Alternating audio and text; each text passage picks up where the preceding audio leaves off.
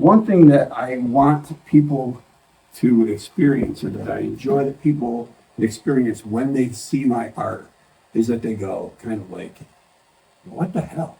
Like, where did you even come up with that? How do you, how does, I don't understand, or, they're puzzled by where that came from. And because of the way that I work with assembling forms that are not made to be something into things that are not planning ahead, I often finish a piece and have the same questions. Like, what the, really? How, where did that even come from? Like, they almost birthed themselves.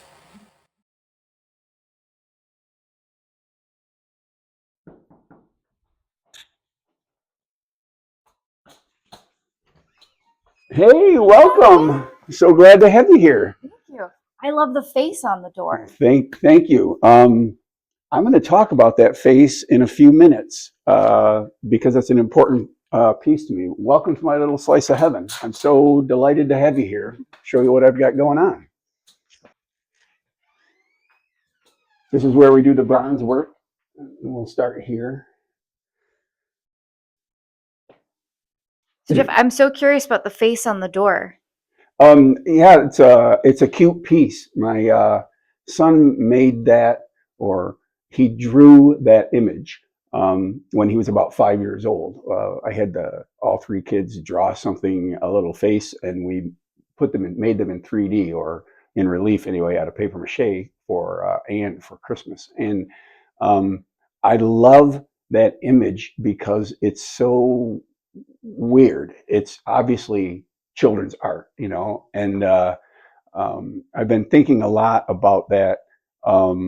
The idea of kids' art and what it means and how it changes over time, and how that relates to how I work. Because the thing that I love about kids' art is that I could have never drawn that. I would have never drawn that image because um, it's too unfiltered. And kids' creativity, kids' art is super precious. I love it, but it's not precious in the sense of, oh, that's so cute. It's precious to me because it is really unfiltered creativity. In my own development as an artist, trying to unlearn the ways that my expectations affect my art has been super helpful and important to my current work.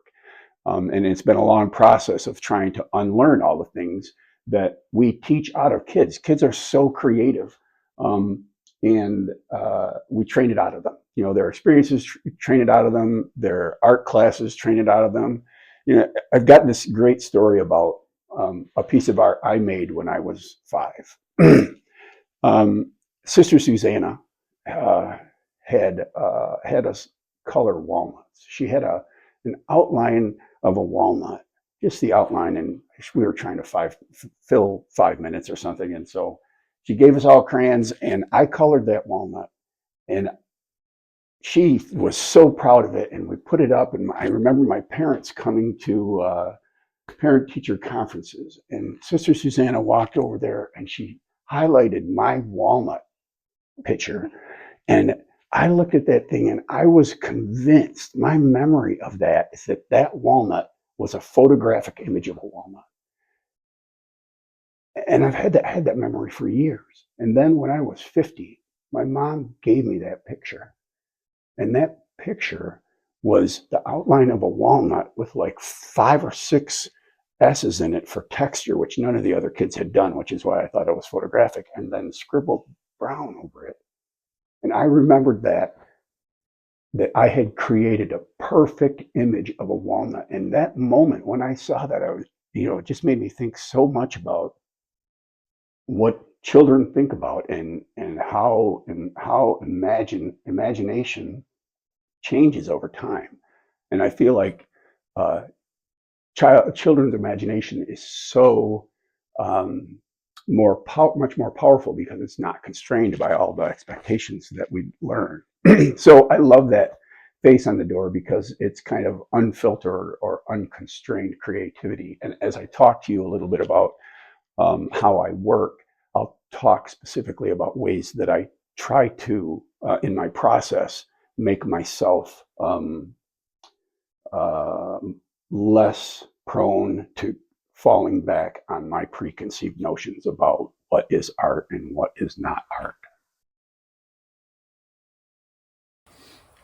So, welcome to my studio. There are a lot of different areas here that I do work in, but this is what I consider my art studio. This is where the creative aspect of the process happens. I work with wax. I use a wax called microcrystalline wax. It's the wax that you use to pour bronzes. So any bronze sculpture that was ever made, there was a copy of it in microcrystalline wax. It involves a lot of heat. It involves a lot of welding with heat tools and torches, which I will show you in just a second. So I essentially do assemblage sculpture. Everyone has seen some guy goes to the junkyard and he's got a welder at home and he sticks those things together and makes art out of it. Sometimes that art is really, really awesome. But I do the same kind of thing, except I don't find forms. I actually make the forms myself. So I make hundreds and hundreds every year of new wax forms. I don't really know what they're going to be. And then in the end, I will hunt through the piles, and I'll do a little bit of that later, and look for forms that go together and try to compose a piece. So I talk a little bit about trying to make my creativity more childlike, and that aspect of it, finding things, as opposed to like trying to compose something in my head or making a sketch and trying to create it. Has really, really helped me become a better sculptor. I'm going to tell one more story about my artistic development. So I took an art class at the Kalamazoo Institute of Arts, and I was super anal. This is about 30 years ago. My art was really, really tight. I didn't use textures, and I worried about every detail. And I had a sculpture in clay up on a stand, and the instructor, who ended up becoming my art mentor, actually accidentally knocked the piece onto the ground, and it broke into 5 pieces. And I was devastated. I'm looking at these 5 pieces, and he just casually came over. He bends down, he picks them up, it was a figure, and he plopped the main body down, and he stuck the arms back on and the head, and he said, looks better already, and walked away. And I was so angry about that. The problem was that he was right. It was better. It's something that happened that he didn't even pay attention to. He did it with total lack of concern for what was going to happen. He just went, and he came up with something. He turned my art into an actual piece of art. It looked so much better. And so that also was an inspiration for me in terms of how I worked, because it removes pre-calculation. Just try to open up and be free to whatever's going to happen. So when I'm working, I will often try things that I believe are going to be horrible. I'll show you one in a minute. That we're going to cut up because it does look horrible, but I'll try to put things together that I think are going to not work, because every once in a while something will work in a way that I could never have predicted, and those are just the magic moments of this whole process. So I'm going to show you a little bit about working with wax. So microcrystalline wax looks like this. I will melt this in just a bit in it to get some wax there. I get it in blocks that look essentially like that, baking pan. And then I melt it down in the corner here and pour it in this mold. It's a rubber mold, so I put oil on there so that the wax will release, fill it full of wax, and then let it cool. And I end up getting sheets. It's a really high-tech heater there, the frying pan. I end up getting these sheets of wax that are somewhere between 3/16 of an inch thick and 1/4 of an inch. And the reason that I start with this thickness of wax is because that's the thickness that you need to have for bronze. So everyone has seen a massive bronze sculpture. If you've seen a full-size statue, you've seen bronze, and that bronze is hollow, and the bronze is actually about that thick. And so I have, this is a hobby for me, so I try to do it as cheaply as possible. So I started sculpting in hollow wax because I could cast immediately from that. It shortens the process tremendously. And so every form that you will see today was at some point a piece of wax. And this is a good example of how much of a difference temperature makes. Right now, this I've got climate control in here, but at this temperature, the wax does this, and it's like 55 in here right now, 60. And so it has to be heated a little bit. And if you heat it, it immediately becomes liquid-ish, like working with glass, except the temperature is far lower. So I'll show you with a little bit of heat. So I just cracked this, and now I'm going to go.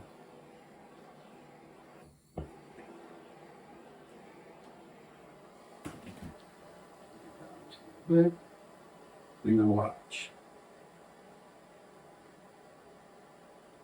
Heat it a little bit more. I'm going to heat it up a lot. You see it's dripping. This is very messy work, and now it will.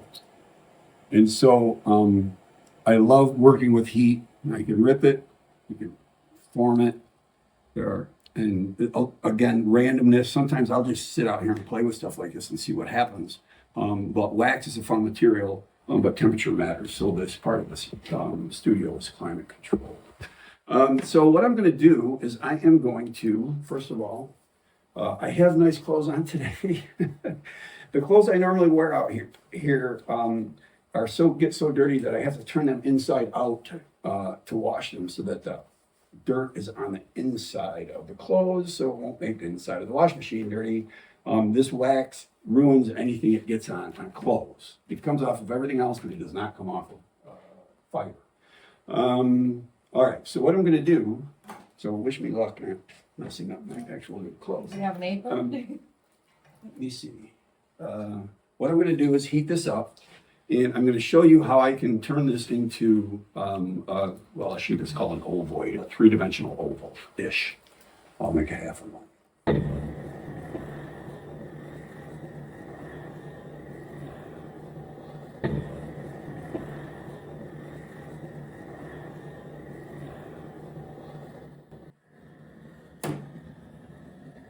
So I've got that side hot. I'm just going to wait until it's no longer liquid on the top and turn it over. And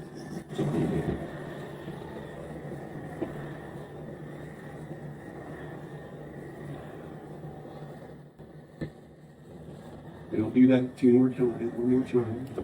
So now it's super bending on the inside, flexible.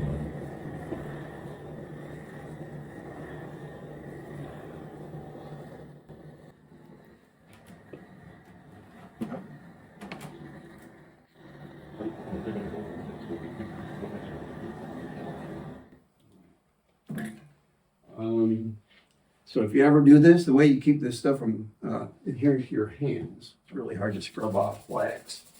There's a special thing called oil, vegetable oil you can use, and it won't stick to your hands so bad. All right, now I usually would wipe these hands on this, but I'm going to need something else. That, yeah, right there. You know what, actually, that's a good idea.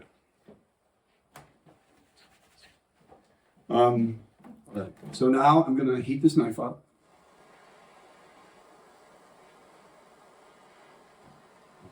And go through a lot of gas. Use propane for heating up, and we'll also use propane for heating later.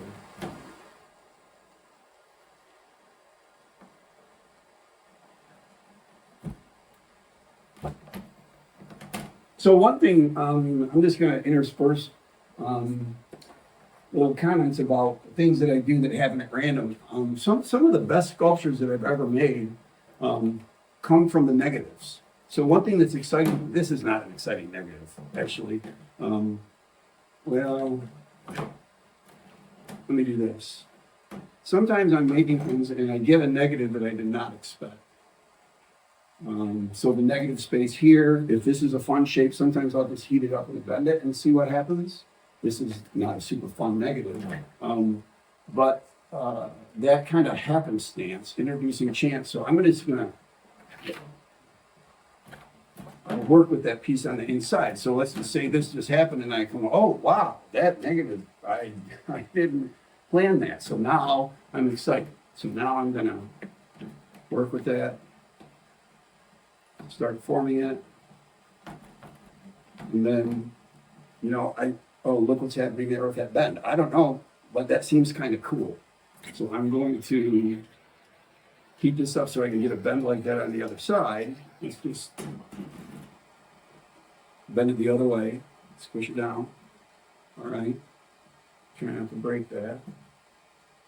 And then, I don't know. I'm not feeling it at this moment, but you never know. So what I'm gonna do is I'm gonna set this thing over here, and then 2 weeks from now, I'll go, what's that? Oh, that's right. I can play with that for a second. Looks like And a so- crazy saddle.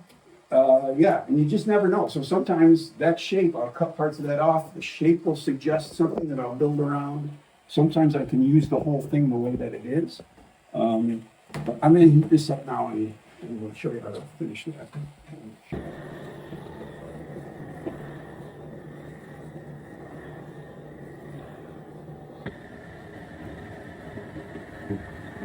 So essentially, what I'm doing is turning it into a more liquid form. So, like,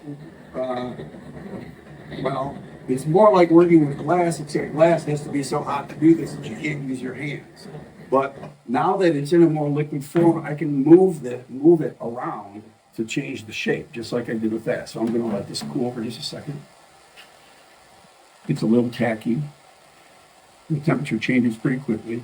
It's not tacky on the other side still.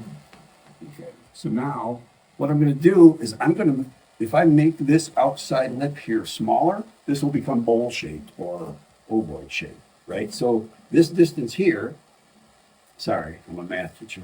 This distance here right now is as big as it is. I'm gonna make it smaller, move the material around to make that smaller, and that will make it shaped like a bowl.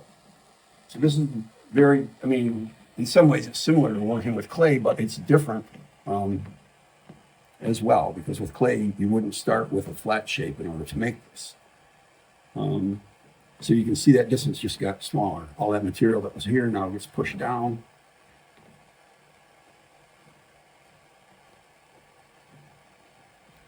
And if I'm just creating pieces, so I'm creating something, sometimes I do work at this speed. I'm just gonna I don't have enough new forms, so I'll just try to whip things together as quickly as I can, without thinking too much about it. This is not a very exciting shape. I normally wouldn't make this, but it's a good demonstration. Okay, so now I've got an ovoid. So let's play with that for just a second. Make it more of a tube. And then I'm just gonna play for a second. Let's push it in here and see what happens. Ooh, I like that little ridge there. Let's see if that does anything for me. Maybe if I leave that ridge there and mold this other side down.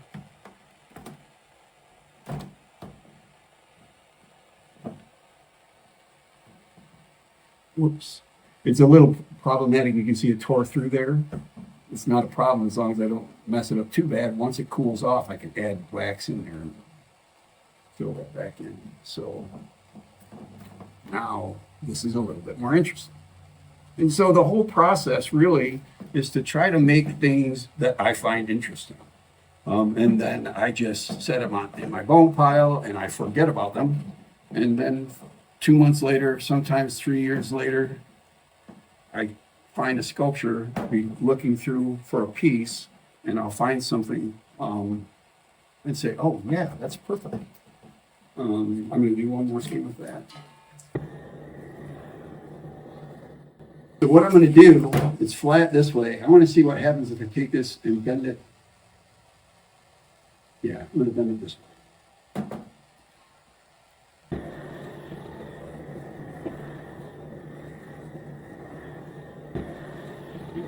So I'm going to try to concentrate the heat right here.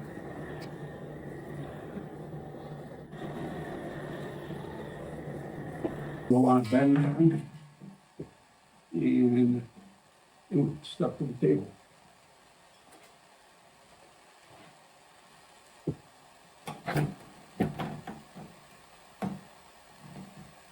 Let's see.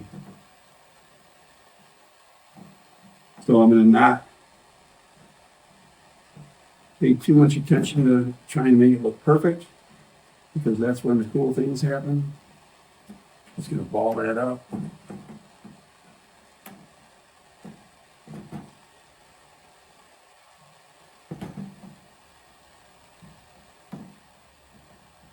It's falling apart inside there, and I can fix that later. So there's a shape. It's wanting to tilt this way.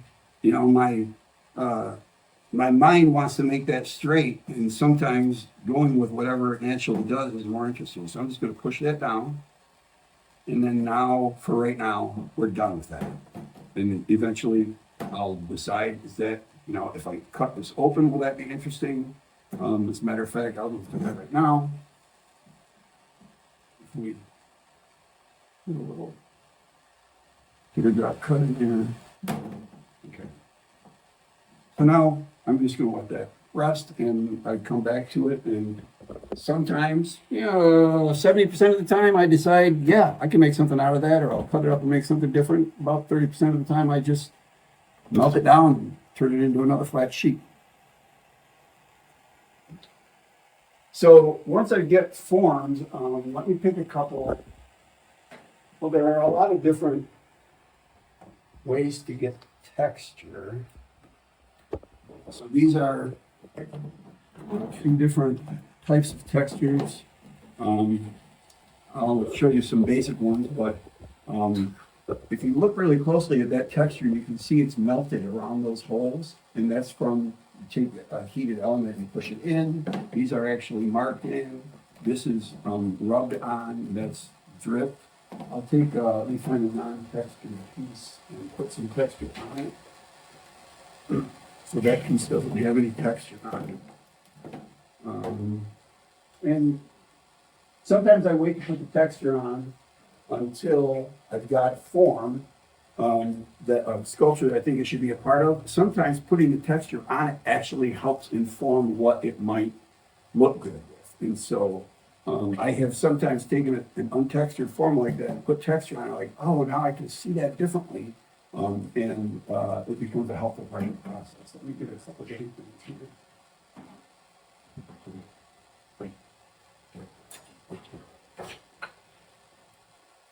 So I'll show you one real quick and easy texture. My bases have a really subtle texture on them. You're going to need to look really close at this. And all I do is that. So if you see my bases have that little wave, free form wave on them, that's a really light texture. That's nice because it's got some randomness to it and it has some character.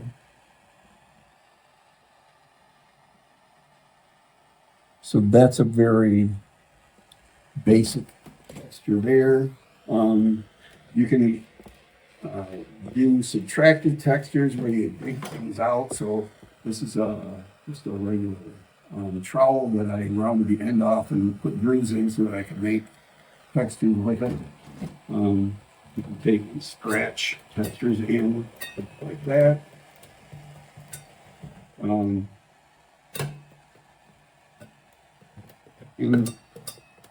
we're going to talk, when I get to talking about bronze, we're going to talk about chasing, which is how you have to mimic these textures in metal. And it's most bronze sculptors don't use textures that are that complicated because they're very hard to chase when you weld, and we'll talk a little bit about that later.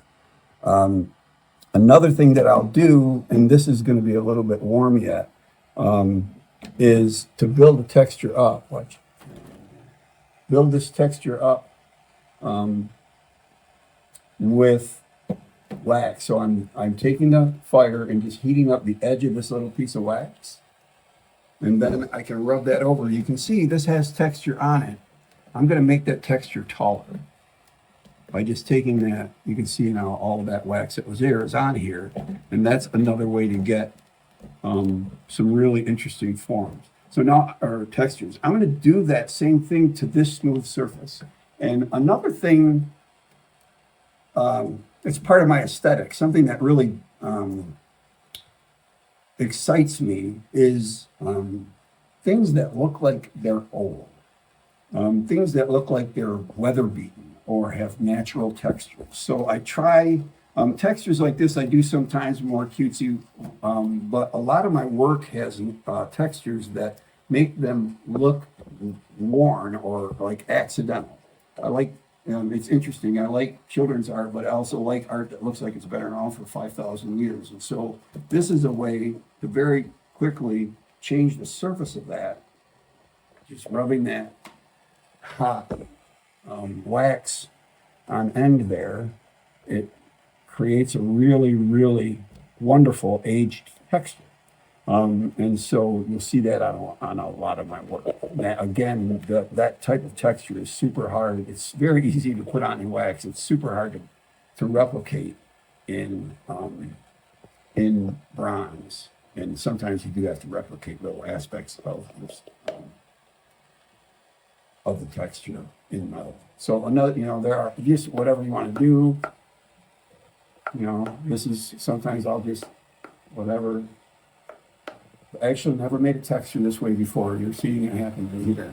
So that's a little bit different kind of. I like that. Getting a little bit of a splashy look.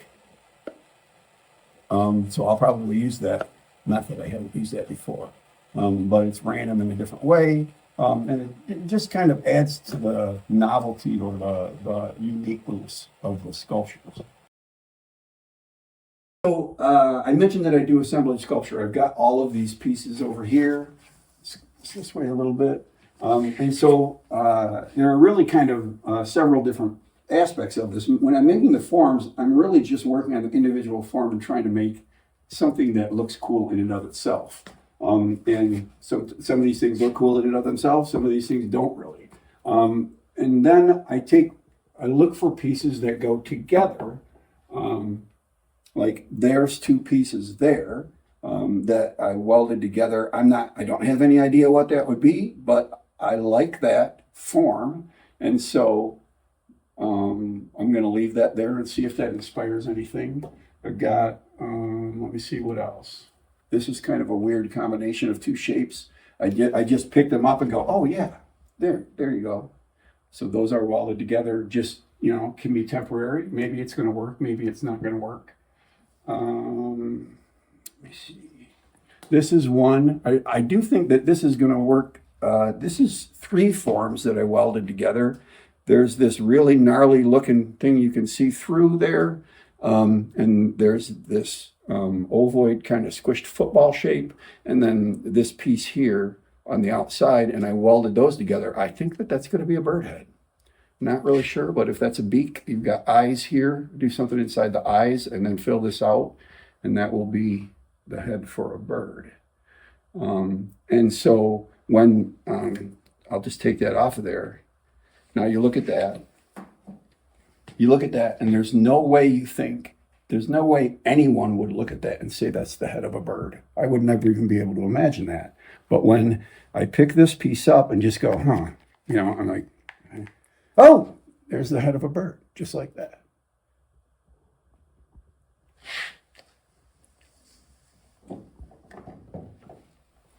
I've got to weld that back on there so I don't forget or I'll never remember. I haven't used welding irons. So when I attach these things together, so in order to attach that on there, I just broke it off so I could show you. In order to attach that together, these are heated. And this is actually welding like welding metal. It's not glue is where you put something between two surfaces. and adhere them together. This is melting. Whoops. Oh, it's a little bit iffy there. Do that again.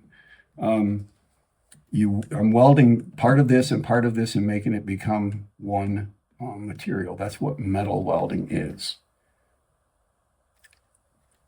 And so I'm just going to tack this on the back here, do the same thing. And then I'm going to gently set it down this time. And then once that wax cools, that's a relatively solid, and I'd go back in there and work the marks out of there, but I don't do that right now. So the soldering irons are an important part of this, having the right tools. It's helpful. So I talked a little bit about using negative space. Every once in a while, I'll come up with a flat piece that is intriguing to me in shape, but like I can't make that into 3D without building it out. And so I could build it all the way out. What I did with this shape, because I loved it so much, is I made this form, a 3D version of that. So going from 2D to 3D, this happened really with kind of, this shape here was a negative that just happened by chance. And so I cut that in there. Oh yeah, I really like that. And so then I created this to mock that shape because I really, really love that form. So it's another way to go from flat to 3D. And this is hollow. So those of you who like my art might know of my sculpture buddy. Thank you to those of you who brought Buddy home at some point. This is not Buddy, but this is the original Buddy head. And so because I had a mold made of it, I still had the original. The bronze foundry gave me the original back. So I cut his ears off and I put this on there thinking maybe I would make a royal version, maybe this a crown, or I don't really know. So this was really a really stupid idea, but I've had them sitting around for a while. And so I am going to right now destruct this in a way that I often find other interesting pieces. You can see this piece on the outside is really gnarly. And you know, I spent hours making that piece, and then I stuck it on this dog head, and all of a sudden it's really, you know, it's not compelling in any way. But I haven't had the heart. I'm going to save Buddy's head here, but I'm going to cut Buddy's head off. And then what I'm going to do, because the reason I stuck this shape on there was because I didn't know what to do with Buddy, but I also didn't know what to do with this shape. And so I've decided making a crown for Buddy is not what we're going to do with his shape. I'm going to do something else with it. I'm going to cut through this and see what I can make out of this. See what the cross section looks like, and maybe that'll be interesting. We'll see. So I'm going to do that right now.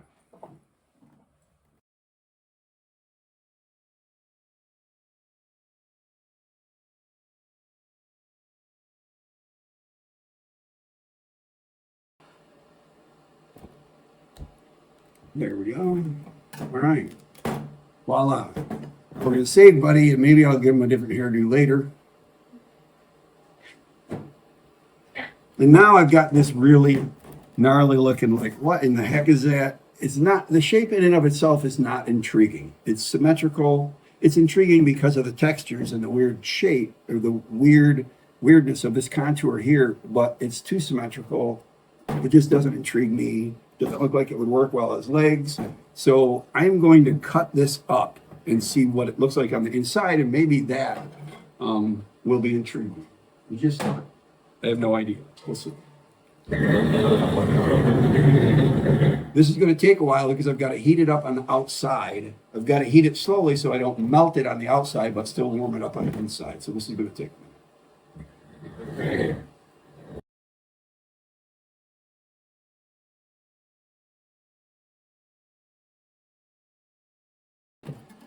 Okay, so now hopefully this is warm enough to ish cut through. I don't know. I'm just going to cut it off here since it's a natural cut.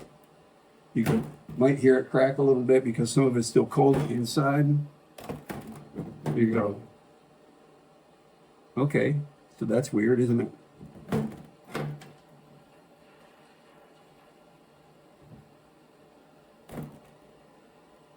So I like this curve that happened here, so I'm gonna take this next one and try and make it curve, taper down a little bit, just because it feels interesting.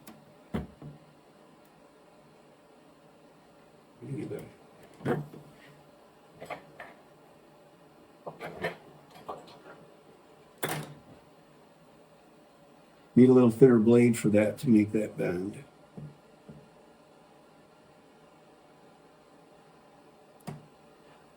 It's really not quite warm enough.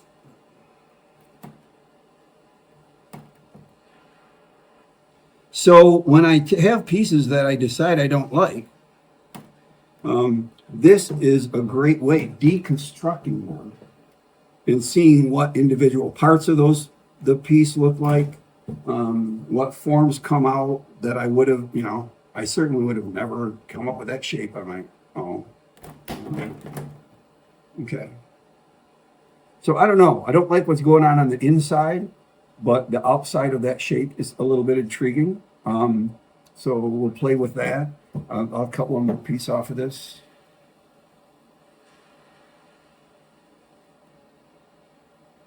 I want to cut it the same way, and because I want to cut it the same way, I'm going to cut it the other way and just see what happens.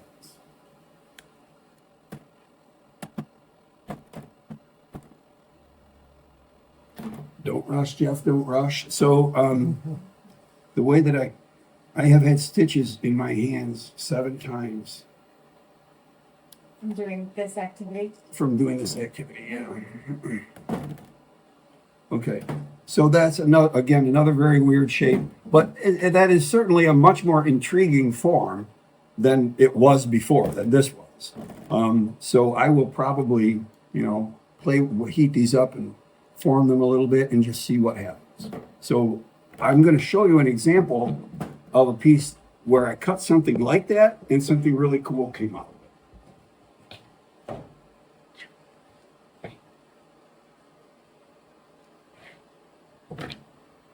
So these are all forms that came out of pieces like that. There was a rectangular piece that I cut up. It really wasn't very intriguing. It was just a rectangle like that. And I cut it up into slices. And I got these really, really cool, delicate little things. And so, I don't know, stacking those up maybe randomly, come up with something fun with that. Not anything, I probably even couldn't have made that. It's too fine a work to make that on purpose. These are some interesting shapes that came out of something that I cut up. So I'm excited about those. And these little guys here, a shape very much like the one I just cut up. I cut it, and that's what the profile looked like. I'm like, those are little dudes, right? I mean, clearly that's a person. I would have never in my wildest dreams come up with a person that looks like that. But I was so intrigued by that shape. I'm like, so I was wondering what to do with the head. I didn't really like it. And one thing that it's kind of a balance between how much do I change what happened on accident and how much do I calculate and try to fix it, try to make it more intriguing by doing something that I intend. So I really didn't like these. I kept trying different hair on them, and so I decided to go ahead and make the head round. And then for one of the little guys, a piece off of that same one ended up being the hair. I'm going to show you that piece right now. It started like this. It's just like this, except for the head is round. So give me a second. So this is pieces in bronze. I'm not touching it with my hands because it is ready to patina and I don't want to get any oils on it. But that is one of these things with a rounded head and something like this for hair. And all of this whole shape, except for the round head, it all happened on accident, and obviously the eyes and the cute little smile.